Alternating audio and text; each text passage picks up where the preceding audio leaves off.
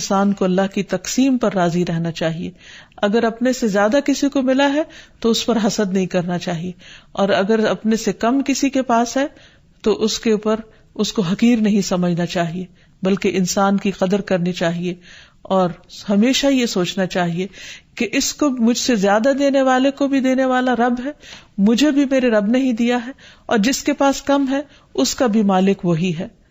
اور یہ بھی انسان یاد رکھے کہ انسان جب حرام سے بچتا ہے، غلط راستوں سے بچتا ہے، اللہ تعالیٰ کی فرما برداری کرتا رہتا ہے، اس کا شکر ادا کرتا رہتا ہے، تو اللہ تعالیٰ اس کو حلال طریقوں سے بھی رزق عطا کرتا ہے. حدیث میں آتا ہے کہ رزق کی تلاش میں میانہ روی اختیار کرو، یعنی بہت ڈیسپریٹ نہ ہو جاؤ، اللہ تعالیٰ ضرور دروازہ کھولے گا. کہیں ایسا نہ ہو کہ رزق کا مؤخر ہونا یعنی ڈیلے ہونا تمہیں اس بات پر اکسا دے کہ تم اللہ تعالیٰ کی نافرمانیاں کرنے لگو، یعنی نافرمانی کے ذریعے اس کا رزق تلاش کرو. یاد رکھو جو کچھ اللہ تعالیٰ کے پاس ہے وہ اس کی اطاعت سے ہی حاصل کیا جا سکتا ہے. اور اس سلسلے میں خصوصی طور پر استغفار بہت کارآمد ہے کہ انسان اپنے گناہوں کی معافی مانگتے ہوئے اللہ تعالیٰ سے رزق کے لیے دعا کرے. پھر اسی طرح رشتہ داروں کے ساتھ اچھا سلوک کرے، کیونکہ نبی صلی اللہ علیہ وسلم نے خاص طور پر یہ بات فرمائی ہے کہ جو شخص یہ چاہتا ہے کہ اس کی عمر دراز ہو اور اس کے رزق میں وسعت ہو تو اسے چاہیے کہ وہ صلہ رحمی کرے، یعنی اپنے رشتہ داروں کے ساتھ اچھا سلوک کرے. پھر انسان ہمیشہ یہ یاد رکھے کہ مال دینے سے بڑھتا ہے، صدقہ خیرات مال میں اضافے کا ذریعہ بنتا ہے. پھر اسی طرح خرید و فروخت میں سچ بولنا مال میں برکت پیدا کر دیتا ہے، اور جھوٹ مال کی برکت کو اٹھا دیتا ہے. اور پھر خاص طور پر انسان رزق کے لیے دعائیں کرتا رہے، کیونکہ سارے خزانے تو اللہ کے پاس ہیں، وہ جب جس کو جتنا چاہے عطا کر سکتا ہے. اس کے لیے نبی صلی اللہ علیہ وسلم کی سکھائی ہوئی مسنون دعائیں بہت ہی بہترین ہیں.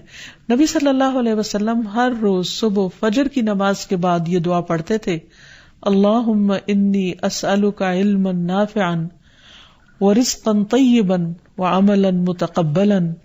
اے اللہ میں تجھ سے علم نافع، طیب رزق یعنی پاکیزہ رزق اور مقبول عمل کا سوال کرتا ہوں، یعنی ایسے عمل کی توفیق دے جو تیرے ہاں قبول ہو جائے، تجھے پسند آ جائے.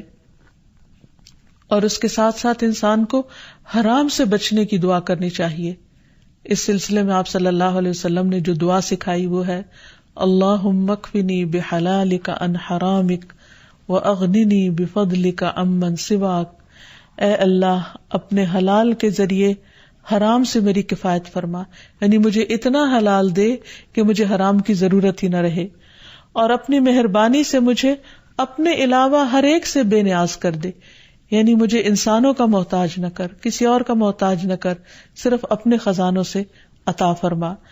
پھر اسی طرح خاص طور پر بڑھاپے کی زندگی کے لیے وسعت رزق کی دعا کرنی چاہیے، کیونکہ جب انسان بوڑھا ہو جاتا ہے تو اس کے اعضاء کمزور ہو جاتے ہیں، وہ اپنے لیے خود کچھ کمائی نہیں کر سکتا، وہ دوسروں پر ڈیپینڈنٹ ہو جاتا ہے. تو اس وقت وسیع رزق کی دعا سکھائی گئی. فرمایا اللہم اجعل اوسع رزقک علی عند کبر سنی وانقطاع عمری.